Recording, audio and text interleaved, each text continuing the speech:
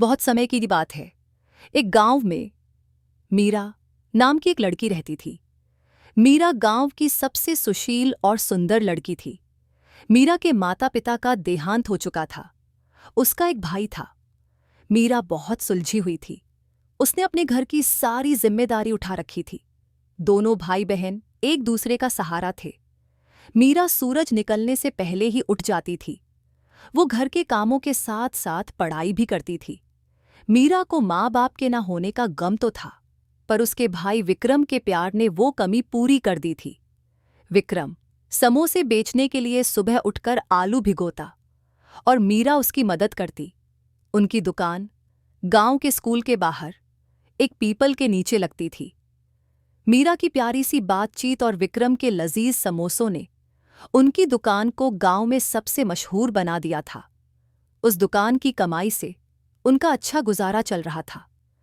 मीरा और उसके भाई को सारे गांव वाले बहुत प्यार करते थे, पर उन्हें सबसे ज्यादा प्यार राजकुमारी करती थी।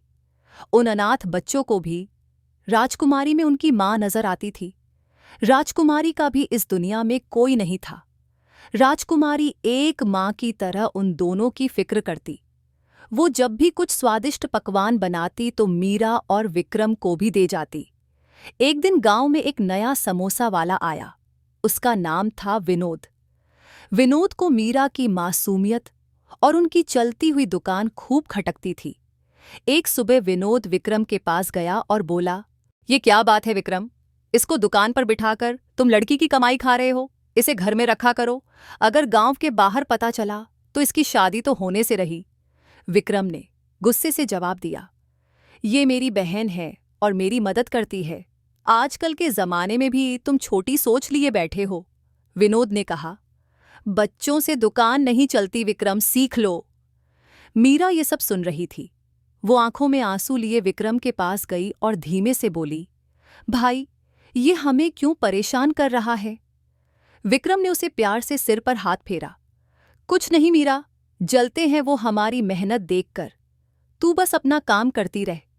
उसी दिन शाम को मीरा ने स्कूल के बाहर घूम रहे बच्चों को देखा। उनकी जेबें खाली थीं, पर मीरा जानती थी कि उन्हें भी विक्रम के गर्मा गर्म समोसे खाने का मन हो रहा होगा। वो दुकान पर गई और विक्रम से कुछ पूछकर वापस लौटी। बच्चों के पास जाकर मीरा ने कहा, "मुझे पता है तुम सब समोसे खाना चाहते हो, पर पैसे नहीं हैं। तो चलो, मेरी तरफ से आज तुम लोग मुफ्त में खा सकते हो।" बच्चों के चेहरे खुशी से खिल उठे। मीरा ने उन्हें एक एक समोसा दिया। विनोद ये सब दूर से देख रहा था। उसे गुस्सा आया। शाम को गांव वालों के सामने उसने मीरा को खरी खोटी सुना दी। मीरा ये सब सुनकर रोने लगी। गांव की एक बुढ़िया रामकुमारी, जो हमेशा मीरा को लाड करती थी, विनोद को बीच में टोकते हुए बोली, "विनोद, तूने तो हद कर दी। मीरा तो इस गांव की बेटी है। तू जलने के बजाय उससे मीठे बोल सीख, और मेहनत ही असली कमाई है।" रामकुमारी की बातों का गांव वालों पर असर हुआ। अगले दिन से विनोद भी ग्राहकों को लुभाने के लिए तरह तरह के हथकंडे अपनाने लगा, पर गांव वालों ने उसे कोई भाव नहीं दिया। मीरा की मासूमियत और विक्रम की मेहनत ही उनकी असली पूंजी थी, जिसे कोई भी छीन नहीं सकता था। विनोद ने जब देखा कि उसकी कोई तरकीब काम नहीं आई, तो उसने सोचा, इन दोनों भाई बहन ने तो मेरे कारोबार को डुबो दिया। इनको तो अब मैं बताता हूं। एक रात वो उनके घर में घुसकर उनके मैदे में एक दवाई मिला देता है। विनोद, अब आएगा मजा। जब वो घर से बाहर निकल रहा था, उसी वक्त राजकुमारी अपने आंगन में टहल रही थी। उसे बहुत हैरानी हुई।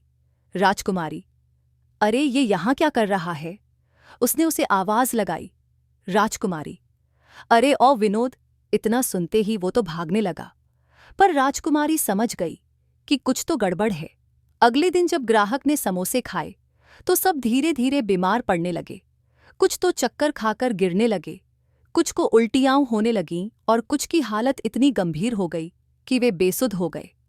विक्रम और मीरा इस अचानक घटित हो रही घटना को देखकर सकते में आ गए थे। "क्या हो गया है इन लोगों को?" विक्रम हड़बड़ाते हुए बोला। "अभी तक तो सब ठीक था, फिर अचानक ये क्या हो गया?" मीरा ने भी घबराते हुए कहा, भाई यह तो कुछ और ही है। सबने हमारे समोसे खाए हैं, तो क्या हो सकता है? कुछ गड़बड़ तो जरूर है। विक्रम और मीरा दोनों ही समझ नहीं पा रहे थे कि क्या हो रहा है। उनकी दुकान पर लोग समोसा खाने आते थे, लेकिन इस बार कुछ अलग ही हुआ था। विक्रम ने लोगों को पानी देने की कोशिश की और उन्हें आराम करने के लिए बिठाया, लेकिन उनकी बेचैनी बढ़ती जा रही थी। तभी गांव के बुजुर्ग रामकुमारी आकर बोलीं, यह कोई साधारण बीमारी नहीं है, यह कुछ और है। जरूर कुछ मिला हुआ है इन समोसों में। लेकिन हम तो वही समोसा बना रहे थे जो हमेशा बनाते हैं। विक्रम ने गुस्से में कहा, मैं नहीं समझ पा रहा हूं कि क्या हो रहा है। मेरे ख्याल से हमें यह पता लगाना होगा कि क्या यह हमारी गलती है या किसी की साजिश। मीरा ने चिंता से कहा। गांव के लोग डर और घबराहट के साथ राजकुमारी के पास पहुंचे। राजकुमारी दीदी, ये क्या हो रहा है? गांव वालों ने घबराए हुए स्वर में पूछा। यह समोसा खाने से ही लोग बीमार हो रहे हैं। राजकुमारी ने देखा कि विक्रम और मीरा की दुकान पर जो कुछ हो रहा था वह साधारण बीमारी नहीं थी। कहीं न कहीं इस साजिश का कोई और पहलू है। उसने खुद से सोचा, मुझे लगता है कि हमें इस बात की तह तक जाना होगा। मुझे शक है कि यह एक साजिश हो सकती है। राजकुमारी ने गंभीर होकर कहा, समोसे में कुछ मिलाया गया हो सकता है। हमें जल्द से जल्द इसका पता लगाना होगा। राजकुमारी ने गांव वालों से पूछा कि क्या किसी ने अचानक कुछ बदलाव देखा था या क्या किसी और के बारे में शक था। कुछ देर तक सब चुप रहे, लेकिन फिर एक गांव वाले ने कहा, विनोद नाम का नया समोसा वाला आया है।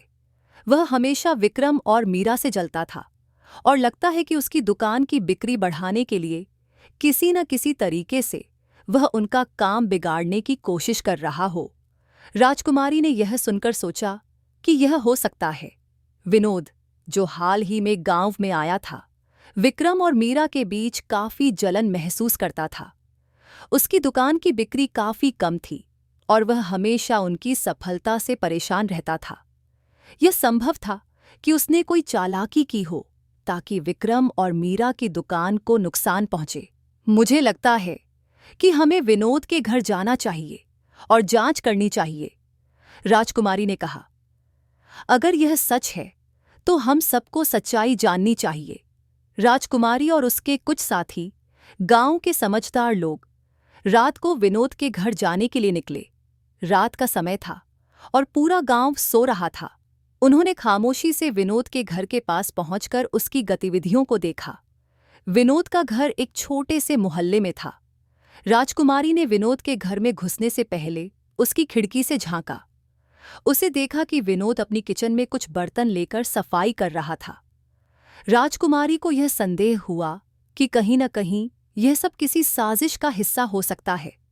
राजकुमारी ने धीरे से अपने साथियों को इशारा किया और वे सभी मिलकर विनोद के घर में घुस गए। विनोद घबराया हुआ था और उसने घर के दरवाजे को इतनी जोर से दरवाजा खुलते पहली बार सुना था। क्या कर रहे हो विनोद? राजकुमारी ने गुस्से में पूछा। हमें पता चल गया है कि तुमने समोसे में कुछ मिलाया है। क्या तुमने यह जानबूझकर किया है? विनोद के चेहरे पर घबराहट साफ दिखाई दे रही थी। वह कुछ कहने की कोशिश करता है, लेकिन राजकुमारी की दृढ़ नजरें उसे चुप करा देती हैं। गांव वालों ने एक दवाई की बोतल देखी जिस पे विशिला चित्र बना था। राजकुमारी ने उसे देखा और तुरंत समझ गई कि यह कुछ खतरनाक हो सकता है। ये क्या है विनोद? राजकुमारी ने उसे घेरते हुए पूछा। विनोद घबराया हुआ था। ये कुछ नहीं है। मैं तो ये तो सिर्फ मसाला था। लेकिन राजकुमारी ने उसे सीधे सीधे जवाब दिया। ये किसी मसाले जैसा नहीं लगता। ये जहर है और अब तुम्हें कोई नहीं बचा सकता। राजकुमारी और गांव वालों ने उस बोतल को तुरंत गांव के चिकित्सक के पास भेजा। चिकित्सक ने पुष्टि की कि वह न सिर्फ जहरीला था बल्कि इंसान की सेहत को नुकसान पहुंचा सकता था। विनोद की साजिश का पर्दाफाश होते ही गांव में हड़कंप मच गया। गांव वाले बेहद गुस्से में थे। वे समझ गए थे कि विक्रम और मीरा की दुकान को नुकसान पहुंचाने के लिए विनोद ने समोसों में जहर मिलाया था। गांव के मुखिया ने तुरंत कार्रवाई करते हुए विनोद को पकड़वाया और उसे सजा दिलवाने का निर्णय लिया। विक्रम और मीरा भी वहां पहुंचे। मीरा बोली, हमने तो कभी किसी से दुश्मनी नहीं की थी, हम तो बस मेहनत कर रहे थे। और आपने ऐसा क्यों किया? विक्रम ने मीरा से कहा, कुछ हुआ तो नहीं मेरी बहन, इसे इसके किए की सजा मिल गई। और मीरा, सच्चाई की हमेशा जीत होती है। विनोद को गांव से बाहर निकाल दिया गया और उसकी दुकान बंद कर दी गई। विक्रम और मीरा को गांव वालों का पूरा समर्थन मिला। अब पूरा गांव जान गया था कि मीरा और विक्रम की दुकान केवल उनके अच्छे काम और मेहनत से ही सफल है। राजकुमारी की सूझबूझ और गांव वालों की एकजुटता से इस साजिश का खुलासा हुआ। अब कोई भी जानता था कि किसी भी साजिश के सामने सच्चाई और ईमानदारी की हमेशा जीत होती है। गांव वालों ने विक्रम और मीरा की मेहनत को सराहा और उनके साथ खड़े रहे। राजकुमारी ने कहा, हम सबके लिए यह एक सीख है, मेहनत और सच्चाई से कोई भी हमें हरा नहीं सकता। यह कहानी हमें यह सिखाती है कि चाहे कोई भी कितनी भी चालाकी क्यों न करे, सच्चाई और ईमानदारी की कोई काट नहीं होती। अगर हम सच्चाई के रास्ते पर चलें तो कोई भी हमें नुकसान नहीं पहुंचा सकता। तो यहाँ पर खत्म होती है आज की कहानी। उम्मीद है आपको पसंद आई होगी। लाइक और सब्सक्राइब करना ना भूलें। धन्यवाद।